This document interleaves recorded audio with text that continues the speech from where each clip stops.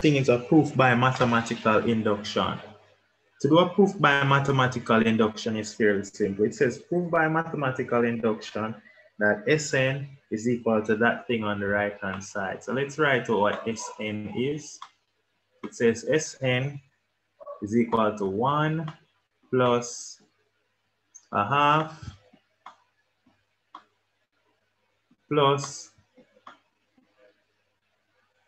1 over 2 square plus 1 over 2 cube, and it continues to be plus 1 over 2 to the n minus 1. And we need to show that this is equal to 2 minus 1 over 2 to the n minus 1. So to do this, this is just mathematical proof. All right, so to do this now, all we're required to do is first and foremost, I'm going to rewrite this Sn here as I'm going to rewrite Sn as Sn is equal to the summation from Sn look like the summation from, all right, I don't want to use Sn. It's a sum from r equal 1 to n of 1 over 2 to the r minus 1. So we need to show that the summation of this is equal to 2 minus 1 over 2 to the n minus 1. So to do proof by induction, we first start from case number 1. Case number 1, this is when we let n equal 1. When n equal 1, what are we going to get? We're going to get that Sn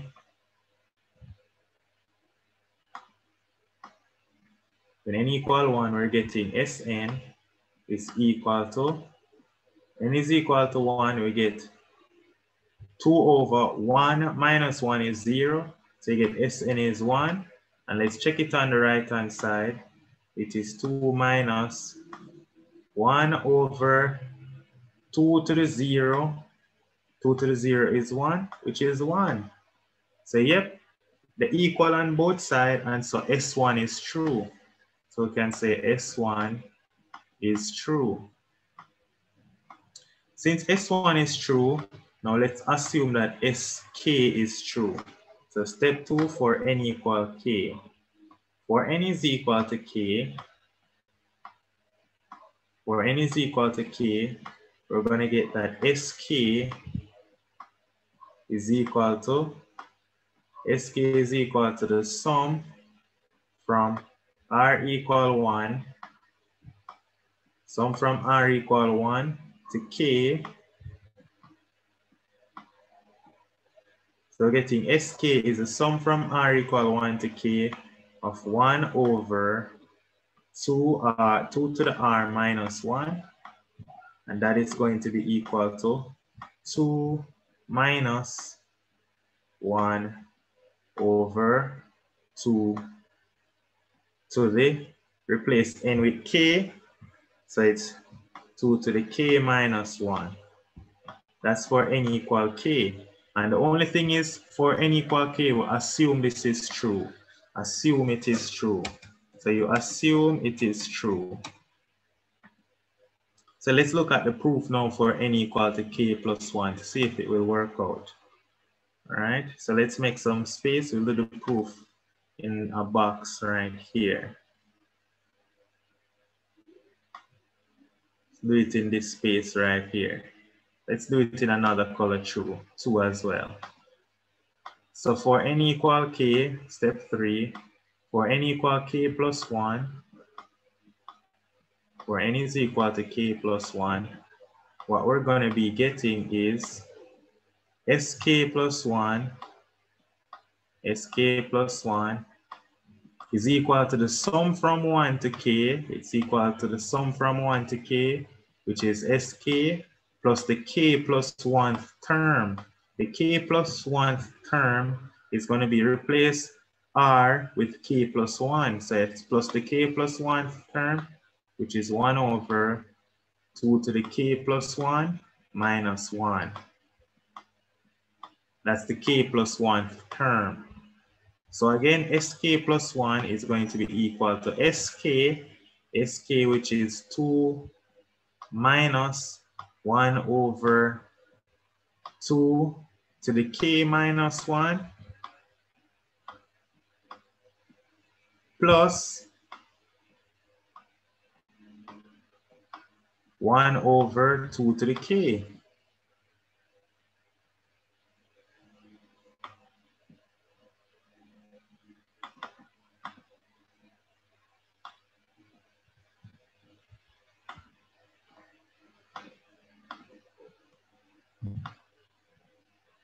Why is it not typing? Not freezing right now. Plus 1 over 2 to the k. All right, so now let's see how are we going to separate this now. Now, of course, we want to show that it's going to work out to be 2 minus 1 over 2 to the k. All right, that's what we want it work out to be. So all we need to do is add these two. All right, we just need to add these two. In order to add these two, all I'm going to do is instead of writing 2 to the k minus 1, 2 to the k minus 1, this can be broken up as, we can break up this as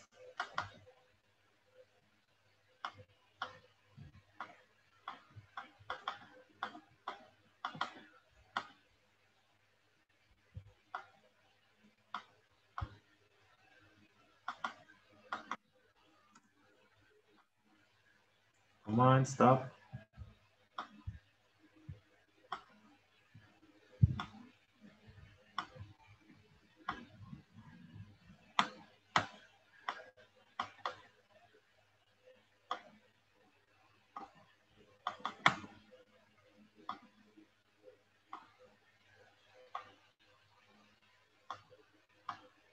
All right, so as I was saying now, finally it stopped freezing. This can be written as, instead of saying 2 to the k minus 1, it's 2 to the k times 2 to the minus 1.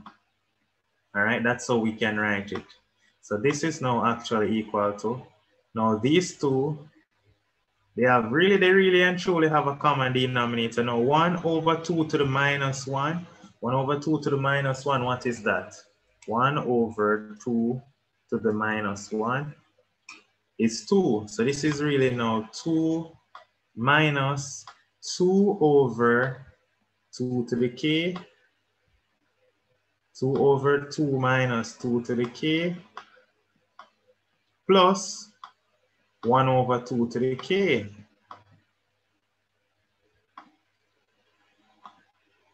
Plus 1 over 2 to the k.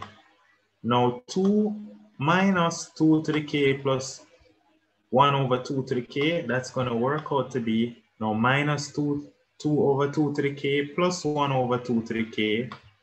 These two part together, when you add them, becomes minus 1 over 2 to the k. But look. 1 over 2 to the k, we can rewrite that then now as that sk plus 1 work out to be equal to 2 minus 1 over 2 to the k plus 1 minus 1.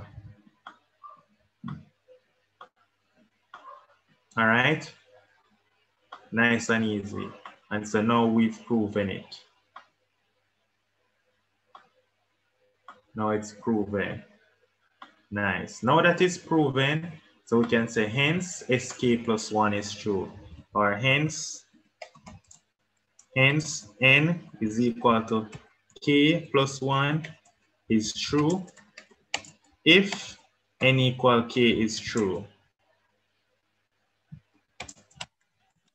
Nice. Now, anytime you finish mathematical induction, you don't just done there. So remember that you have to always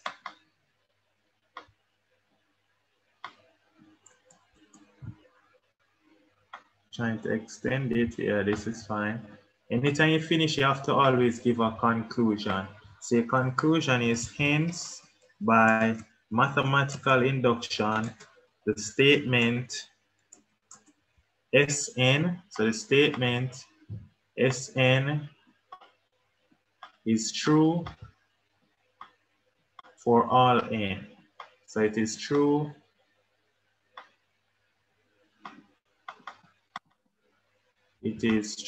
Sn is true for all n. For all n, a element of natural numbers. Soft. Now we can go to part 2. It says hence or otherwise, find the limit of Sn. So I'm going to go with hence, find the limit. So it says hence. So the limit as n goes to infinity of Sn, if we're going to find this limit of Sn, then we just found that Sn was equal to a specific formula. And so the limit as n goes to infinity of Sn is actually the limit as n goes to infinity of 2 minus 1 over 2 to the k, 2 to the n minus 1. Now, if you're to plug in infinity in here, what you're going to get is the limit as n approaches 2 is 2. So this becomes 2 minus 1 over, if you plug in n as infinity, this is really 2 to the infinity. 1 over 2 to infinity is approximately 0. So this is approximately 0. So the limit is just equal to 2 minus 0. And so the limit is 2. Easy marks, soft. Part B says, using Maclaurin expansion for f of x being 1 plus x all square sine x, find Maclaurin series expansion of the x cube. So we're going to need the first, second, and the third derivative. So first it tells us that f of x is 1 plus x squared times the sine of x. This is f of x. F of x is 1 plus x squared times the sine of x. So first now we need to find what is f of 0. So f of 0 means we're going to substitute x as 0. Subbing in x as 0, we're going to get 1 plus 0 squared. 1 plus 0 squared is 1, but then times the sine of 0 is 0. So f of 0 is 0. Next we need to find is f prime of x. To find f prime of x, we're going to use product rule. Using product rule, it is keep the first times the derivative of the second. So it's 1 plus x all squared. Keep the first times the derivative of the second, which is cos x. Plus keep the second, which is sine x. Times the derivative of the first. When we differentiate the first part, we're going to get 2, carry down the power, subtract 1 from the power. All right, so that's what we're going to get. So now after we get that, we can go ahead and find what is f double prime of 0. And so f prime, not f double prime, f prime of 0 is equal to, we'll plug in x as 0 and we get 1 plus 0 squared is 1. 1 times cos 0 is 1. And then over here, we're going to get 0. So f prime of 0 is 1. Now we can go further to find what is f double prime. So to find f double prime of x, again, we're going to use product rule. Differentiating 1 plus x squared cos x, we keep the first to get 1 plus x all squared times the derivative of the second. When we differentiate cos, we get minus sine.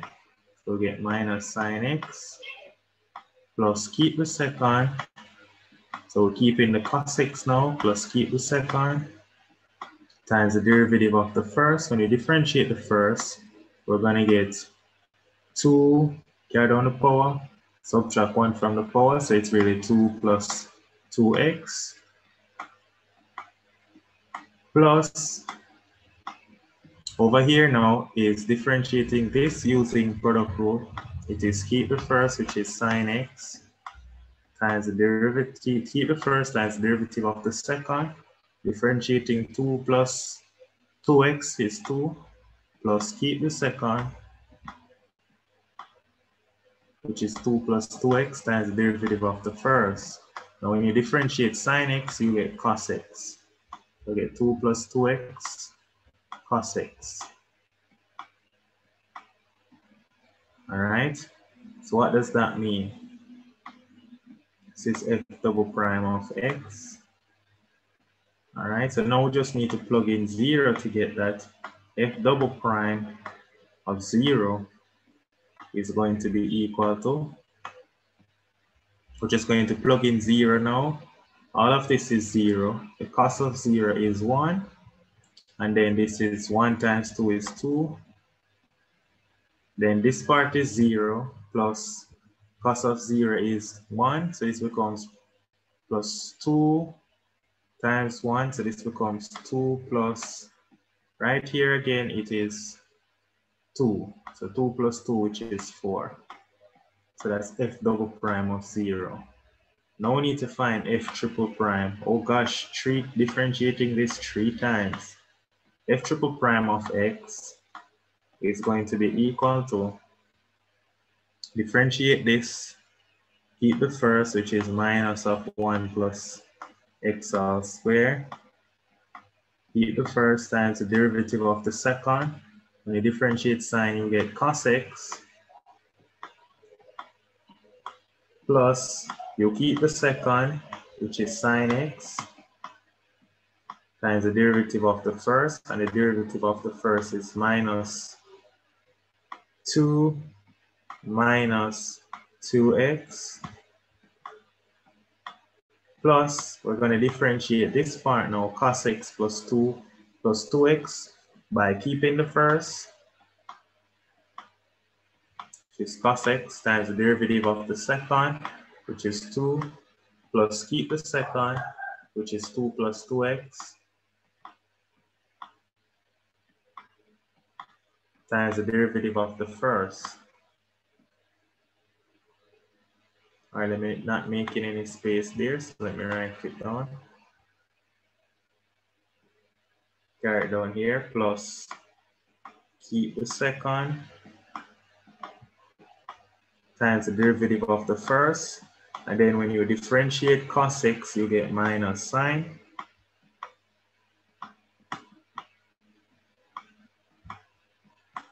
plus when you differentiate sine 2x, you get 2 cos 2x, 2 cos x, because sine x times 2 is 2 sine x, plus keep the first, product rule again, keep the first, times the derivative of the second, 2 plus 2x, keep the first, times the derivative of the second, which is minus sine x, plus keep the second times the derivative of the first. Derivative of the first is 2, and we'll keep in the second, cos x. So what does that mean? That means that f triple prime of 0, f triple prime of 0 is equal to, plugging in x as 0, we're getting, this looks like 0 here, that's minus 1.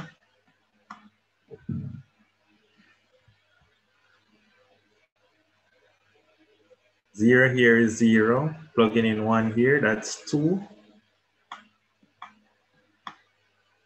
These are all zeros, plus 2 again. Plugging in 0 here, that's plus 2 again. So this works out to be 5. So now by Maclaren formula tells us that f of x is equal to f of 0 plus f prime of 0 times x plus f double prime of 0 times x squared over 2 plus f triple prime of 0, f triple prime of 0 times x cubed over 3 factorial, which is 6. All right, that is f of x. Now we found f of 0 was 0 plus f prime of 0. What was f prime of 0? F prime of 0 was 1. So it works out to be plus 1 times x, which is x, plus f double prime of 0. F double prime was 4. It works out to be plus 4x squared plus f triple prime, which is plus 5x cubed. Oh, remember this is being divided by 2 plus 5x cubed over 6. So this is the answer. This is f of x. Nice and easy, soft. All right, now question 4. Let's go to question 4. So question 4, it is saying, for the binomial expansion, show that the ratio of the x to the 6th term and the x to the 7th term is 3 over 4x. So first and foremost, you have this. You have 2x plus 3 to the 20th power.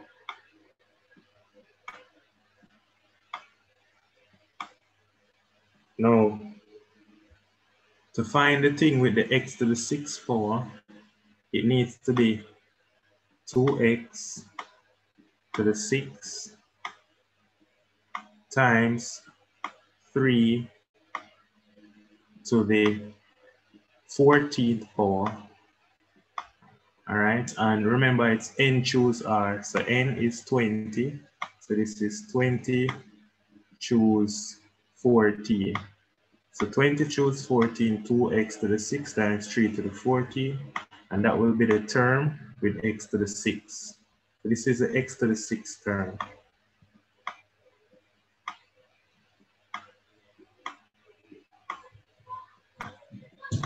So let's work out what this equals to. 20 choose 14, 2x to the 6 times 3 to the 14. 20 choose 14.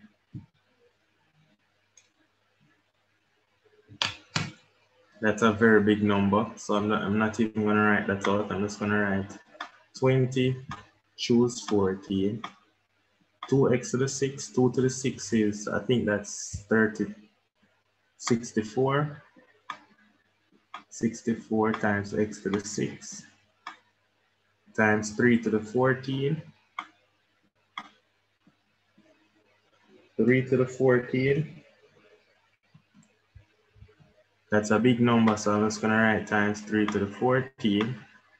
All right, then I need the x to the 7th term.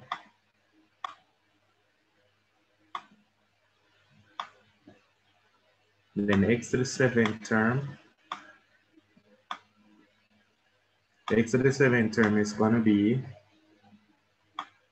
20 choose, this looks like 13 times 2x to the 7th power times 3 to the 4, 3 to the 13. All right, that's going to equal to 20 choose 13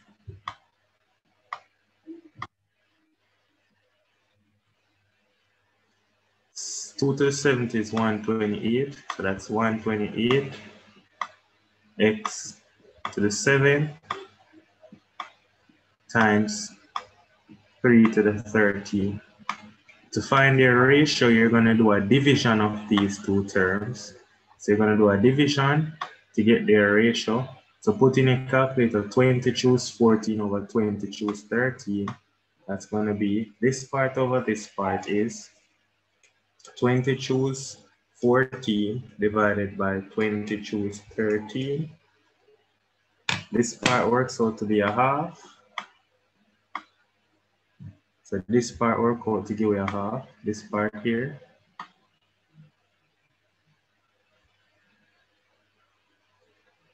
And I need to work out 64x to the 6 over 128x to the 7.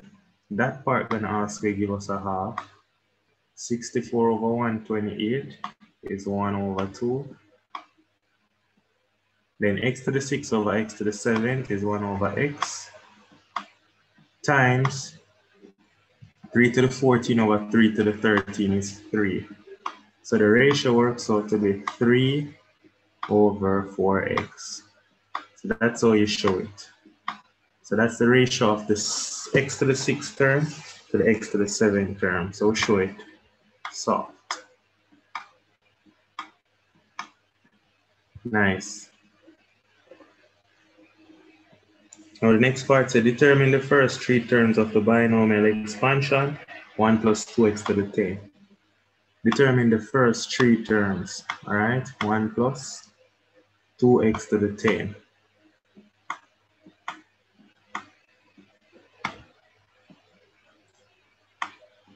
So the first 3 terms is going to be, it's going to be the first term, which is 1 to the 10, plus you choose 1 of 10, and it's going to be 1 to the 9 times 2x to the 1 plus 10 choose 2 times 1 to the 8 times 2x squared. This is, so when you simplify that, 1 to the 10, 1 to any number is 1. Then you have plus 10 choose 1 is 10 times 2x, that's plus, this is 1 plus 10 choose 1 is 10, 10 times 1 is 10, 10 times 2 is 20. So it's 1 plus 20x plus 10 choose 2. 10 choose 2 is 45. 45 times 2 squared is 180. So this becomes plus 180x squared. 180x squared. That is 1 plus 2x to the 10.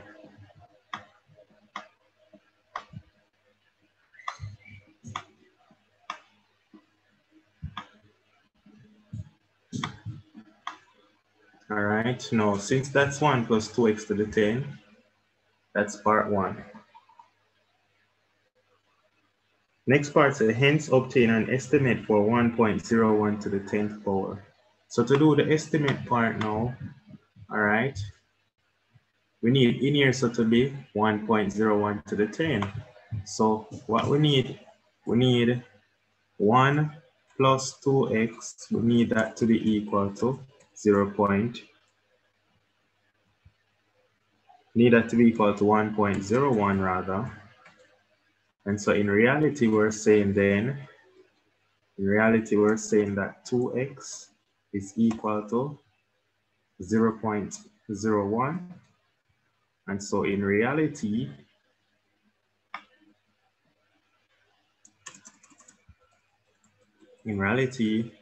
we're saying that x is equal to 0.01 divided by 2. That looks like 0.005. All right. That's what we're saying is x. X is 0.005. Okay.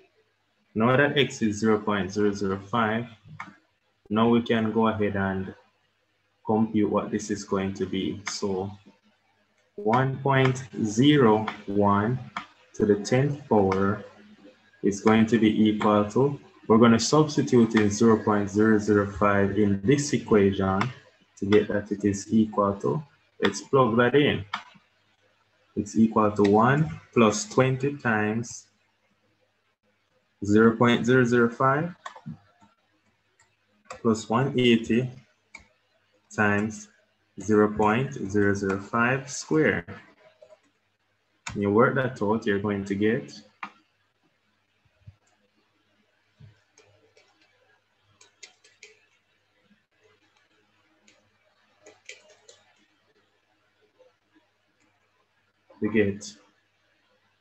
I'm getting 1.1045. That's what I get for my answer.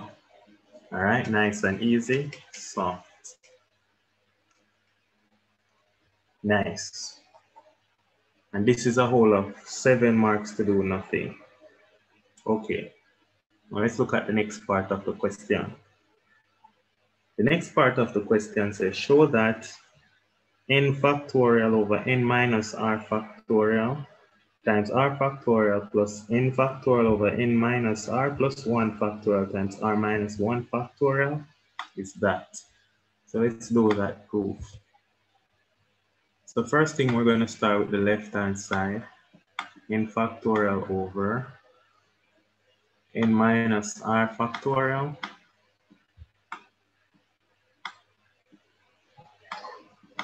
times r factorial plus n factorial over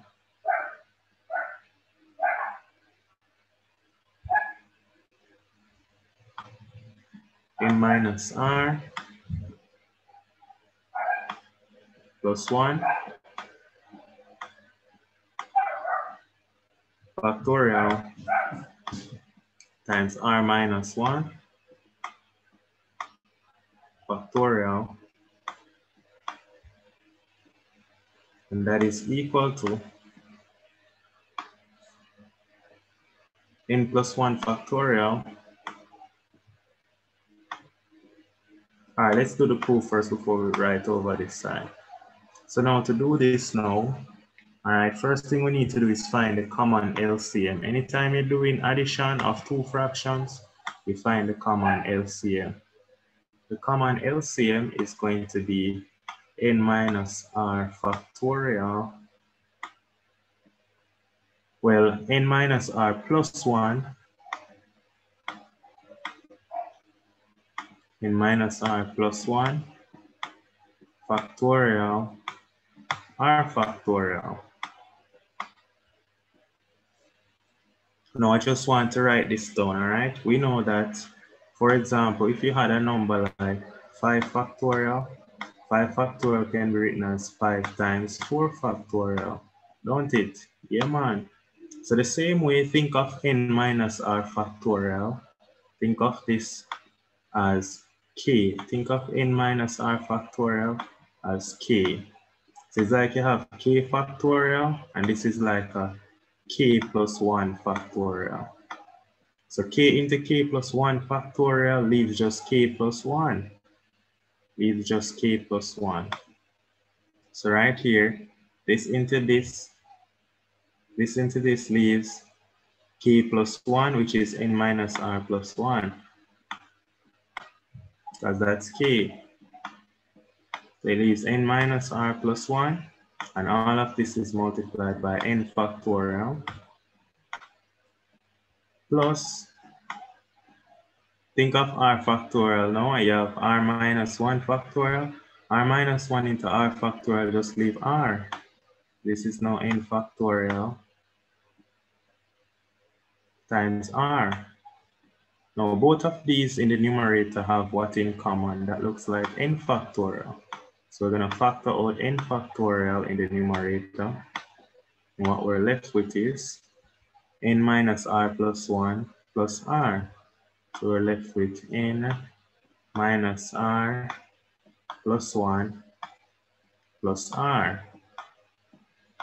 Now doing this now, what are we going to get? And then we're dividing it that by, this looks like n minus r plus 1 factorial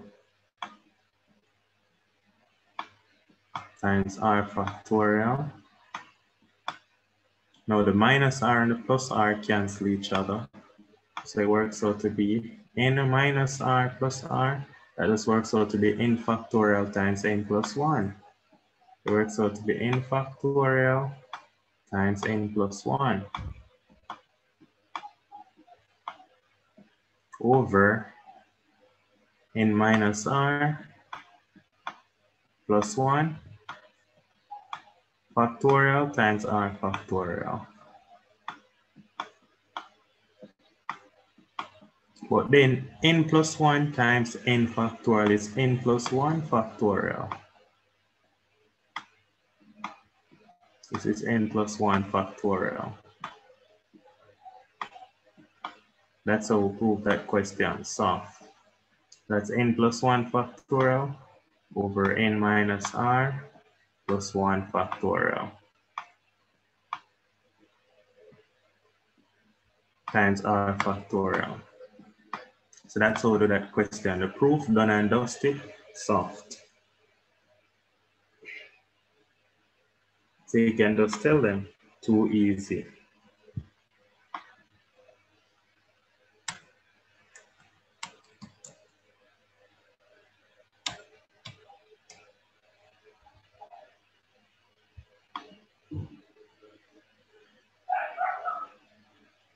Nice. Now let's look at part C.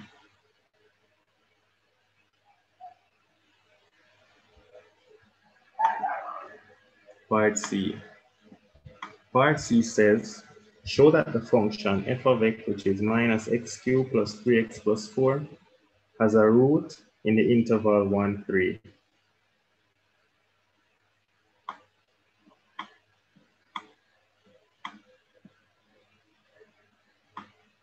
So f of x is equal to minus x cubed plus 3x plus 4.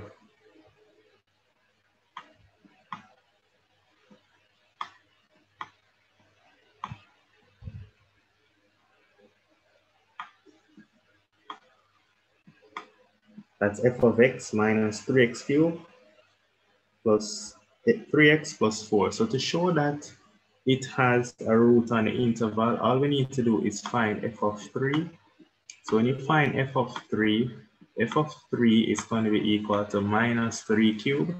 Minus 3 cubed is minus 27 plus 3 times 3, which is plus 9, plus 4.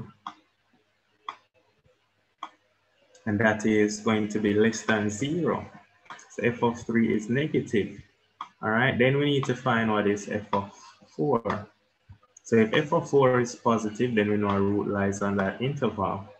So f of 4 is going to be equal to, f of 4 is now minus 4 cubed, which is minus 64, plus 3 times 4.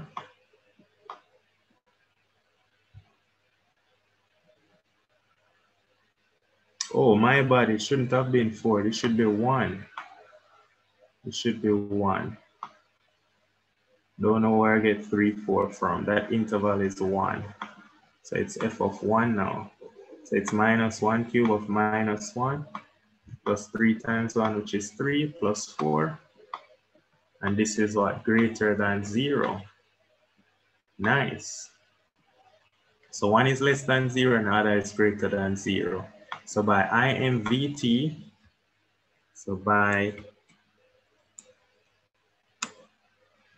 by IMVT, there exists a root on the interval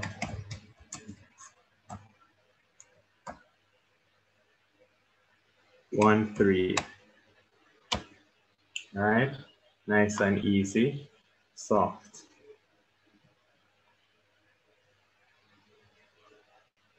So the first part is proven.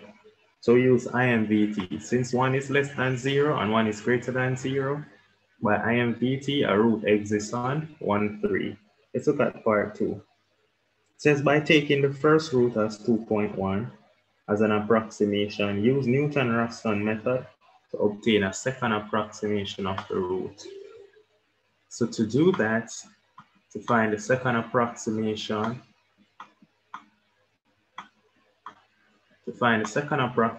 it's going to be x2 is equal to x1 minus f of x1 over f prime x1.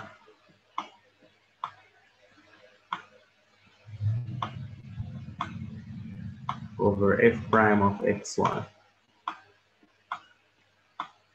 This is a Newton-Raphson formula. So first we need to find is what is f prime of x up here. Now, f of x is minus x cubed plus 3x plus 4. And so f prime of x is going to be equal to, when you differentiate minus x cubed, you're going to get minus 3x squared plus 3. And so what that means then is f prime of, you can plug in now when it is 2.1 to find what is f prime of 2.1. F prime of 2.1 is, you plug 2.1 into this, f prime of 2.1 will be minus 3 times 2.1 squared plus 3, which is minus 10.23. Minus 10.23. You can also go ahead and find what is f of 2.1 here. F of 2.1 is going to be equal to, plug in 2.1 here. So it's minus 2.1 cubed plus 3 times 2.1 plus 4. I'm getting 1.039. So finally, we can find what is the second approximation. That is x1, which is 2.1, minus f prime, minus f of x1, which is 1.039. And this is, of course, being divided by f prime of 2.1, which is divided by minus 10.39. When you do this division, what are we going to get? We're going to get minus 1.039 divided by minus 10.39 plus 2.1. So that's 2 points. I'm getting 2.2.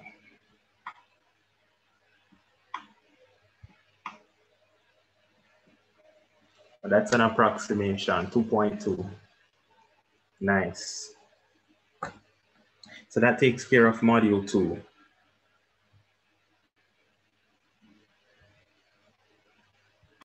All right, on to module 3. Module 3 says 5 teams are to meet around a round table, and each team consists of 2 members and 1 leader.